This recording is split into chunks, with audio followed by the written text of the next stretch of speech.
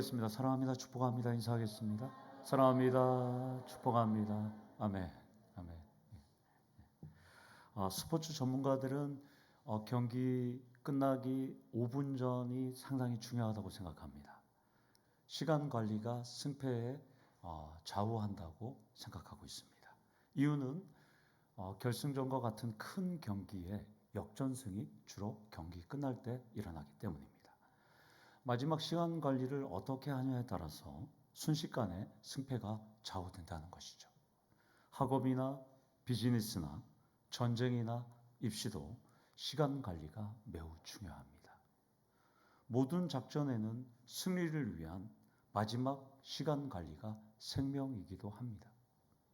본문도 나오미가 일생일대의 마지막 시간 관리 여명 작전을 지금 실행하고 있습니다. 여러분도 나오미와 같이 인생의 반전을 꿈꾸고 있다면 설교를 통해서 답을 찾기를 원합니다.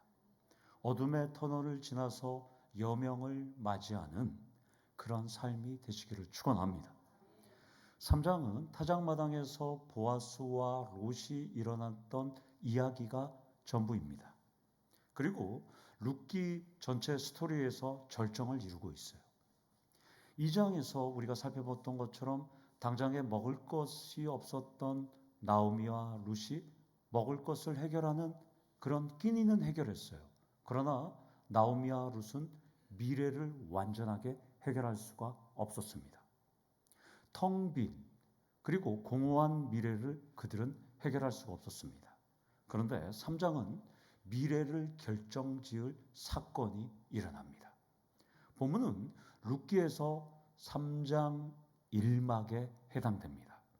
1막은 두 부분으로 되어 있어요.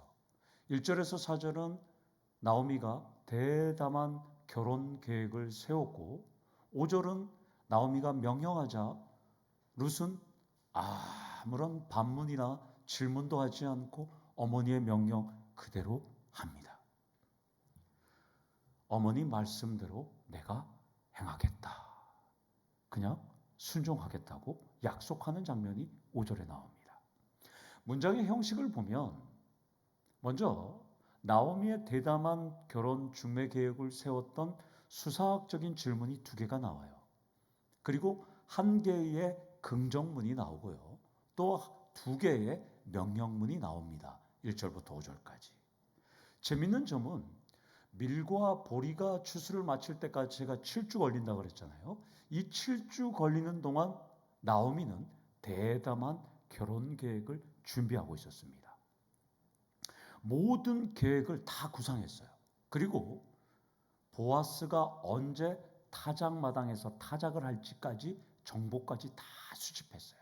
나오미는. 2장에서 여러분들 알다시피 수동적인 모습을 보였던 나오미가 완전히 태도가 달라졌어요.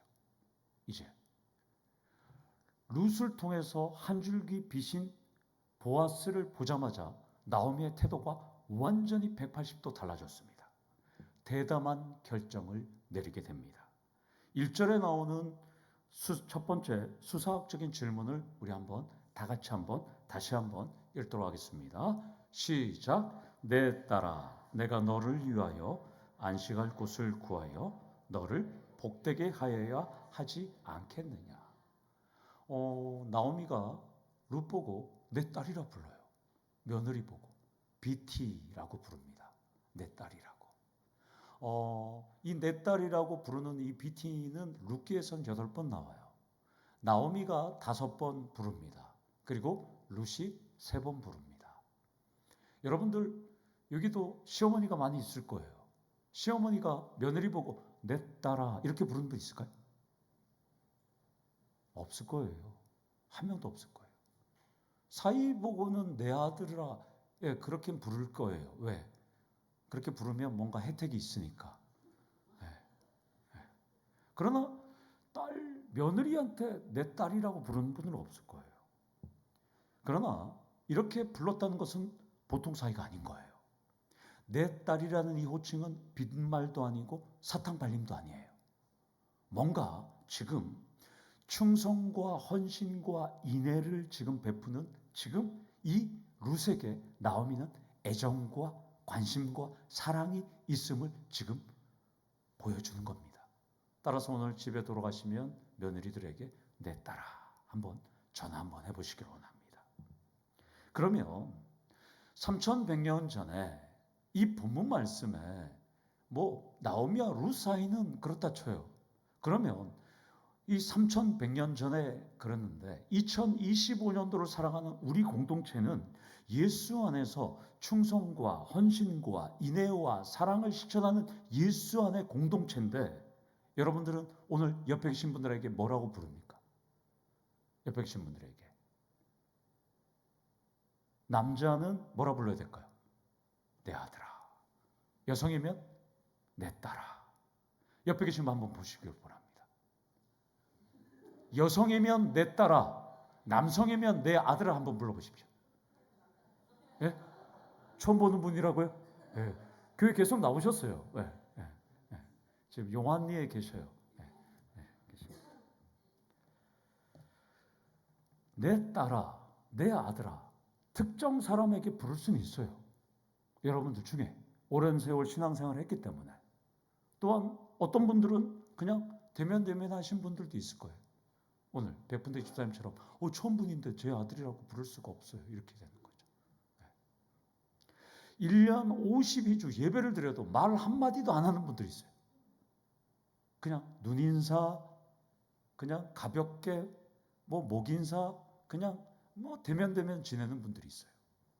여러분들 주위를 둘러보세요. 내가 저 사람하고는 인사를 한번 해봤을까? 아니면 저 사람하고 내가 한 번은 대화를 해봤을까? 저 사람하고 내가 한번 말은 해봤을까?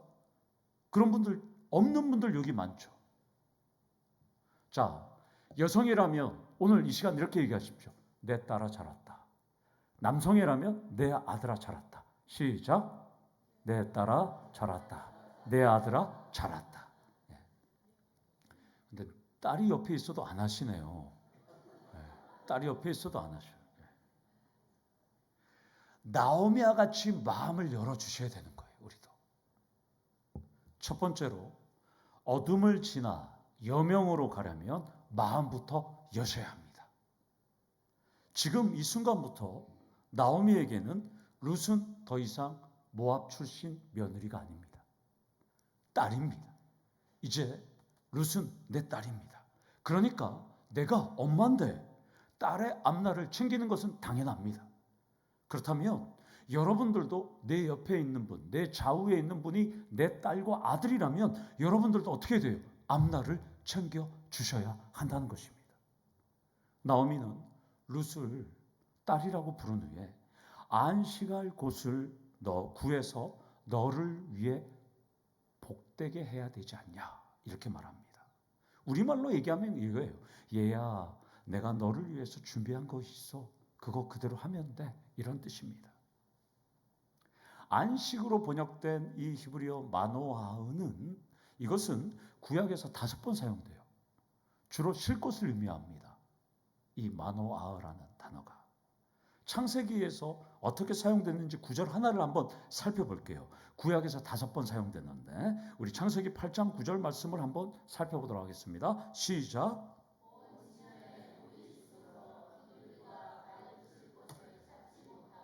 방주로 돌아와 그에게 오는지라 그가 손을 내밀어 방주 안 자기에게로 받아들이고 저기에서 보면 발 붙일 곳이 마노아흐 여기 안식 이 뜻입니다. 오늘 그러니까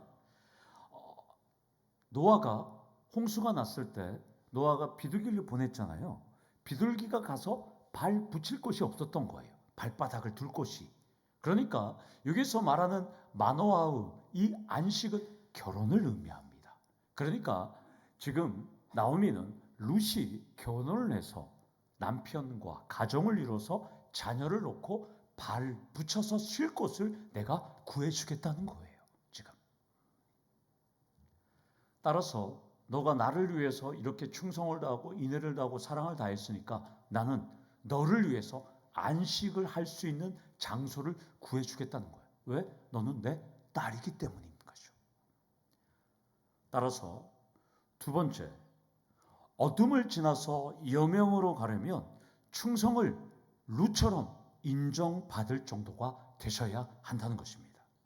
룻은 나오미를 위해서 자신의 민족, 고향, 가족, 또 민족의 신, 또한 자신의 일가 친척을 다 포기했어요. 룻은 나오미를 위해서 7주 동안 안식일을 제외하고 매일 나가서 이삭을 주었어요. 어머니는 그것을 봤으니까 너는 내 딸이 될 수 있다는 거예요, 여러분들. 그러니까 나오미는 룻의 행동과 그 모든 사랑을 인정해주고 평가한다는 것입니다. 나오미가 이렇게 인정하고 하는 의도는 내가 행복하려는 거 아니에요. 내 가문이 잘 되는 거 아니에요. 너로 복되게 하여야 하지 않겠느냐입니다. 너를 복을 주기 위해서 내가 해야 된다는 거예요. 여기서 복되게라는 이 히브리어 이타부는 복만을 의미하는 거 아니에요. 구원, 장수, 번영, 행복, 또한 다산, 영광 이런 뜻이에요. 그러니까 우리 성경은 구원, 다산, 번영, 영광, 은혜 이걸 갖고 이게 뭘까 하다가 그냥 복으로 번역한 거예요. 그러나 이 단어는 상당한 깊은 단어들이 되어 있습니다. 아기를 못 낳는, 아이를 못 낳는 사람은 아이를 낳는 복, 명예가 원하는 사람은 영광의 복, 또 구원의 복, 다양한 의미가 여기에 담겨 있습니다. 그러니까 의역을 하면 이렇게 돼요. 내가 너를 위하여 남편과 가정을 꾸려서 내게 복되게 하여야 하지 않겠느냐, 이렇게 수사학적인 질문을 던지고 있다는 것입니다.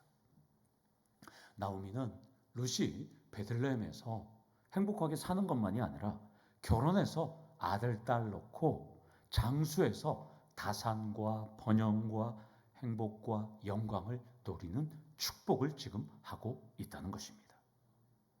무엇보다도 룻은 어머니의 하나님이 나의 하나님이 되는 것을 선택했어요. 영적으로 보면 하나님을 선택한 결과 복을 받게 되는 놀라운 축복이 선포된다는 것입니다. 그렇다면 나오미가 룻에게 복을 선포했듯이 여러분들도 오늘 이 시간 예수를 위해서 가족과 행복과 기쁨과 물질을 휴식을 다 후순위로 넘겨두고 여러분들도 지금 룻처럼 이 자리에 앉아 있다는 것입니다. 불신자들이 보면 여러분들은 뭐라 부릅니까? 바보들이라 불러요. 불신자들이 보면 정신 나간 사람들이에요. 우리는 지금 이 순간에도 수많은 불신자들은 골프장에서, 리조트에서, 백화점에서 행복을 만끽하고 있을 거예요. 그러나 우리의 선택은 틀리지 않았다는 것입니다. 그러면 나오미가 자신을 선택한 룻을 축복을 이타부 선포했듯이 우리도 이 시간 하나님을 선택했다면 룻과 같은 놀라운 축복이 선포되고 있다는 것을 여러분들은 믿기를 원합니다. 하나님께서는 여러분들에게 나오미와 동일하게 축복을 선포하고 있다는 것입니다. 내가 너로 복되게 하지 않겠느냐, 이 신앙으로 이번 한 주 동안 늑장 더위 속에서도 힘을 내시고 어떤 고난 속에서도 당당하길 원합니다. 세 번째로 어둠을 지나 여명으로 가려면 우리를 선택하신 하나님을 끝까지 붙드셔야 합니다. 왜냐하면 삶의 현장에서 끝까지 붙들지 못할 때가 너무나 많기 때문입니다. 그러나 하나님을 우리가 끝까지 붙들 때 이타부는 구원과 장수와 다산과 번영과 전투에서의 승리와 후손의 영광까지 가까이 있다는 것입니다. 물론 어둠이 틈타면 아담도 노아도 아브라함도 모세도 아론도 또 나오미도 베드로도 다윗도 다 넘어졌어요. 누구든 다 넘어질 수밖에 없어요. 그러나 나오미는 절망이라는 어둠 속에서 넘어졌다가 보아스라는 한 줄기 빛을 보니까 그녀는 지금 이 어둠을 넘어가기 시작했습니다. 여러분도 여명을 만나시기를 축원합니다. 나오미의 두 번째 수사적 질문은 2절 상반절에 나와요. 내가 함께하던 하녀들을 둔 보아스는 우리의 친족이 아니냐, 이렇게 질문해요. 룻에게. 그러니까 룻에게 가정과 남편을 구해주겠다고 선포한 이 나오미는 너가 7주 전에 만났던 이 보아스가, 유력한 자 보아스가 남편 1순위라고 지금 축복을 선포하고 있습니다. 물론 보아스가 가장 가까운 친족은 아니었어요. 우리가 앞으로 살펴볼 12절에 보면 보아스보다 더 가까운 기업 물을 자가 있습니다. 그럼에도 불구하고 지금 나오미는 유력한 자 보아스가 우리를 살릴 기업 물을 자 역할을 해줄 것을 기대했고 대담한 결혼 계획을 보아스와 룻을 연결시켜 주려고 합니다. 그런데 여기서 우리가 궁금한 점이 있어요. 나오미는 보아스보다 더 가까운 친족이 있음에도 불구하고 왜 룻을 가까운 친족이 아닌 보아스에게 보내는 걸까요? 궁금하잖아요. 이걸 우리는 뭐라고 해석해야죠? 이것을 우리는 하나님의 섭리로 해석할 수 있다는 것입니다. 룻이 우연히 보아스의 밭에 간 것처럼, 그리고 나오미가 그 보아스를 룻의 남편으로 설정하는 것처럼 이 하나님은 나오미가 보아스에게 계속 집중하도록 이끄신다는 것입니다. 따라서 오늘 나오미가 보아스를 룻의 남편으로 선택했던 것처럼 네 번째로 어둠을 지나 여명에 이르는 하나님의 섭리하심에 맡기셔야 한다는 것입니다. 물론 이걸 우리는 잘 알아요. 그러나 막상 현실 앞에 도착하면 이행하기가 매우 어렵다는 것이에요. 어둠이 닥치면 여러분들은 어떻게 합니까? 기도합니까? 어둠이 닥치면 대부분 후레쉬를 찾죠. 그리고 불평불만과 낙담과 좌절과 절망과 또 고통의 늪에 빠지기도 합니다. 우리의 모습이기도 해요. 아브라함도 그랬어요. 나오미도 그랬어요. 베드로도 그랬어요. 바울도 그랬어요. 신앙의 선배들도 나오미처럼 다 절망 속에 다 있었어요. 우리도 마찬가지입니다. 그렇다면 여러분들은 지금 어둠 속에 있습니까? 안개 속에 있습니까?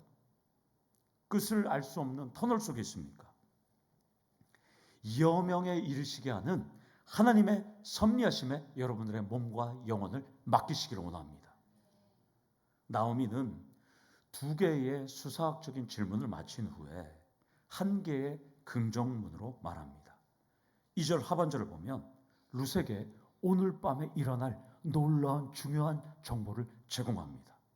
보라라는 이 힘내라는 이 단어는 주목하다 이런 단어예요.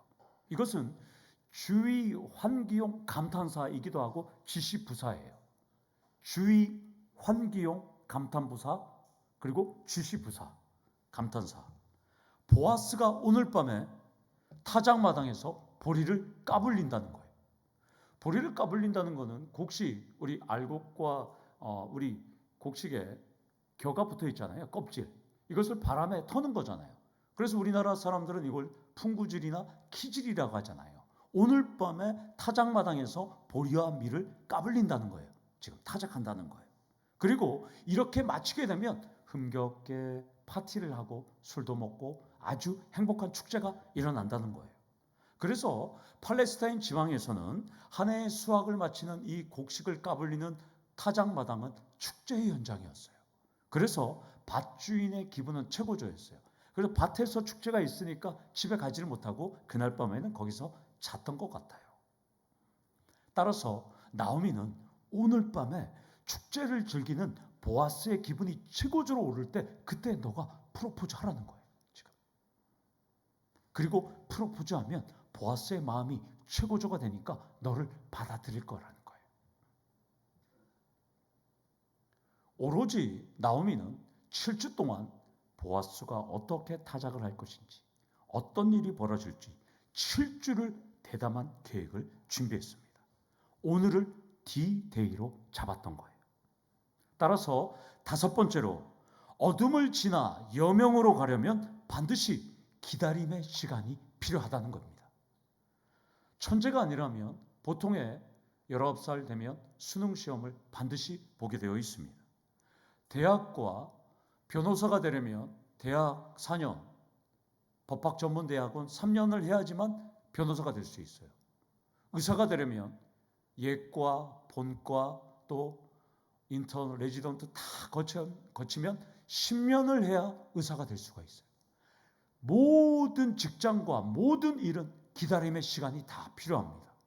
나오미도 보아스와 룻을 연결하기 위해서 7주를 기다렸어요.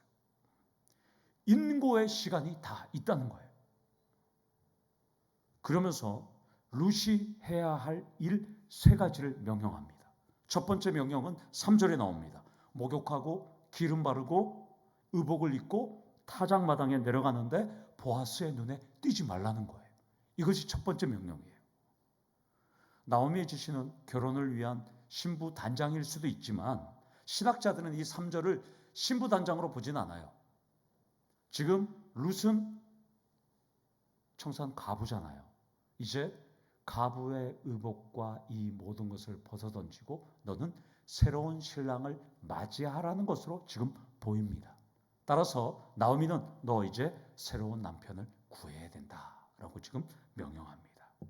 자, 우리 사마 12장 20절 말씀을 한번 보면서 왜 이것이 애도의 기간을 끝나는 말씀인지 한번 동일한 말씀을 한번 살펴보도록 하겠습니다. 시작. 다윗이 땅에서 일어나 몸을 씻고 기름을 바르고 의복을 갈아입고 여호와의 전에 들어가서 경배하고 왕궁으로 돌아와 명령하여 음식을 그 앞에 차리게 하고 먹은지라. 오늘 저 말씀 속에 다윗이 씻고 기름을 바르고 의복을 입고 동일한 말씀이에요. 다윗과 바세바가 불륜을 통해서 아이를 출산했을 때 다윗은 금식하면서 그 아이를 낳기를 기도했는데 죽었어요. 죽으니까 그 다음에 다윗의 행동이 씻고 먹고 의복을 입고 동일한 단어입니다. 그러니까 다윗도 애도의 기간을 끝나니까 먹었어요. 똑같습니다. 지금 룻도 나의 남편이 다 죽었지만 이제 애도의 기간을 끝낸다는 의미가 됩니다. 그러면서 나오미는 룻이 타작마당에 도착한 다음에는 보아스에게는 절대 다가가면 안 된다는 거예요. 여기서 보이지 말라라는 이 동사는 히브리어로 야다입니다. 야다는 알다 이런 뜻이에요. 그러니까 보아스가 또 보아스의 종들이 룻이 왔다는 것을 알게 절대 하지 말라는 거예요. 그리고 종들이 알게 되면 룻이 왔어요 라고 보고할 수 있잖아요. 그러니까 나오미는 절대로 가서 보아스에게 알지 못하게 하라고 지금 명령합니다. 자, 그러면 지금 룻에게 나오미는 철저하게 새로운 여명을 맞이하려면 너 절대 남에게 눈을 띄지 말라는 거예요. 그러니까 오늘 기다림의 자세가 상당히 중요합니다. 자, 우리 다 같이 마태복음 11장 12절을 통해서 지금 이 자세가 어떤 자세인지를 한번 유추해서 해보겠습니다. 시작. 세례 요한의 때부터 지금까지 천국은 침노를 당하나니 침노하는 자는 빼앗느니라. 여기서 침노하다는 이 헬라어 비아제타이는 신약 성경에서 딱 2번 나와요. 이 마태복음에 한번 나오고 누가복음 16장 16절에서 나오는데요. 이 침노하다는 이 단어는 열정적으로 일하다, 힘으로 밀고 들어가다, 강하게 다가오다 이런 뜻이에요. 그러니까 천국을 얻기 위한 자들은 강하게 밀고 들어가야 된다는 거예요.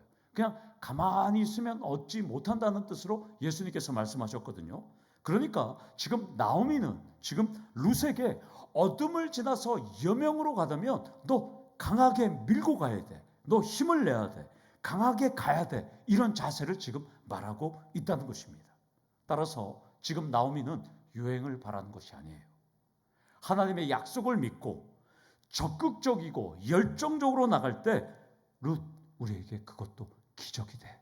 실상이 되니까 내 말 잘 들어야 돼. 이렇게 신신당부하고 있다는 것입니다.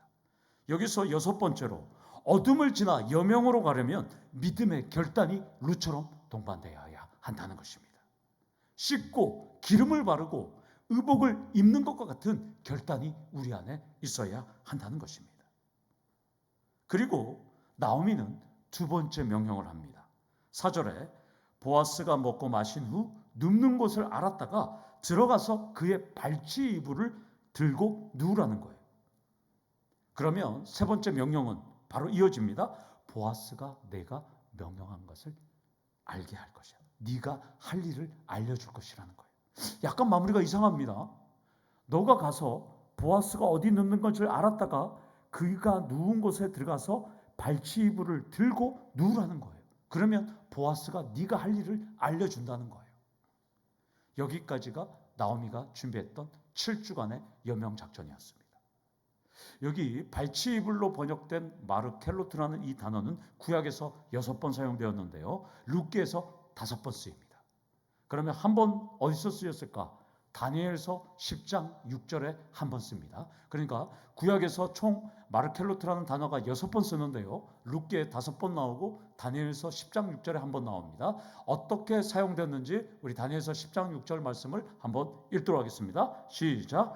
또 그의 몸은 항옥 같고 그의 얼굴은 번갯빛 같고 그의 눈은 햇불 같고 그의 팔과 발은 빛난 녹화 같고 그의 말소리는 무리의 소리와 같아라. 따라서 이 발치로 번역된 마르켈로트는 이것은 발, 하체를 의미합니다. 그래서 성적인 단어가 될 수도 있지만 일단 여기에서 여러분들 발 쪽으로 가서 너 누우라. 이불로 들어오면 눕기만 하면 보아스가 알아서 한다는 거예요. 이런 작전이 있을까요, 여러분들? 나오미가 보아스랑 사전에 뭔 얘기가 됐을까요? 전혀 안 됐잖아요. 근데 그 발 쪽으로 가서 그 옆에 누우면 보아스가 알아서 한다는 거예요. 지금 우리가 자주 보는 영화나 소설이나 드라마하고는 조금 양상이 달라요. 지금 보아스가 어떻게 도대체 그 일을 할까요? 옷 화려하게 입고 화장하고 의복 깨끗하게 입고 발에 누우면 남자들이 알아서 하는 걸까요? 설교를 준비하면서 이 부분을 어떻게 적용할까 한참 고민했어요. 곰곰이 묵상했어요. 이걸 어떻게 적용해야 될까? 성령이 주신 결론은 하나님께 유력한 자 보아스를 움직이도록 맡겨라 였습니다. 7번째, 어둠을 지나 여명으로 가려면 결말은 하나님께 맡기셔야 합니다. 나오미처럼 하나님만 신뢰하고 모든 결말을 맡기는 거야. 너 가서 이불을 들고 누우면 하나님께서 하실 거야. 나오미의 계획은 룻을 위하여 안식할 곳을 구하여 복되게 하는 것이었어요. 복의 근원은 오직 여호와 하나님입니다. 그 하나님께 나오미는 맡겼습니다. 그러자 5절을 보면 룻의 태도가 너무나 특이해요. 묻지도 따지지도 않아요. 불평이나 불만 없이 뭐라고 그럽니까? 어머니의 말씀대로 내가 다 행하리이다. 그대로 순종하겠다는 것입니다. 이렇게 할 수 있는 이유가 뭘까요? 진심, 충성, 인애, 사랑. 그것은 진심이었기 때문이었죠. 여기서 마지막 8번째로 어둠을 지나 여명으로 가려면 하나님을 향한 충성과 사랑이 진심으로 행동으로 나타나셔야 한다는 것입니다. 진심은 말이 아니라 행동으로 나타날 때입니다. 사랑하는 성도 여러분, 우리도 오늘 나오미와 룻과 같은 어렵고 절박한 상황 속에서 우리도 살아갑니다. 이때 우리가 필요한 것은 하나님께서 말씀하시고 하나님께서 도와주시고 하나님께 모든 결론을 맡기셔야 한다는 것입니다. 어둠을 지나 여명을 맡는 것은 하나님을 향한 충성과 사랑의 행동을 룻처럼 나타내셔야 한다는 것입니다. 나오미도 7주 동안 다양한 작전을 준비했어요. 그럼에도 불구하고 그녀의 마지막 결론은 하나님께 맡기는 거였습니다. 여러분들도 오늘 이 순간 이후로 이제 세상으로 나가서 다양한 어려움 속에서 다양한 직장과 일터와 사업장 속에서 다양한 계획을 준비하겠지만 여러분들이 나오미처럼 철저하게 준비하겠지만 모든 끝은 하나님께 맡기셔야 한다는 것입니다. 그럴 때 우리 하나님은 유력한 자를 사용하셔서 여러분들의 인생, 여러분들의 삶을 주관하신다는 것입니다. 병원을 가도 마찬가지잖아요. 여러분들이 병원에 가면 그 의사를 믿고 여러분들의 몸을 맡기는 거잖아요. 약국에 가면 약사가 주는 그 약을 믿고 여러분들의 몸을 맡기는 거잖아요. 맡기셔야 되는 거예요. 하나님께도 여러분들이 맡기시기를 원합니다. 그럴 때 놀라운 축복이 여러분들의 가정, 일터, 직장, 사업장에 일어나고 기적과 역사를 경험하시는 우리 성도님들 되기를 간절히 축원합니다. 아멘. 우리 다 같이 기도하시겠습니다.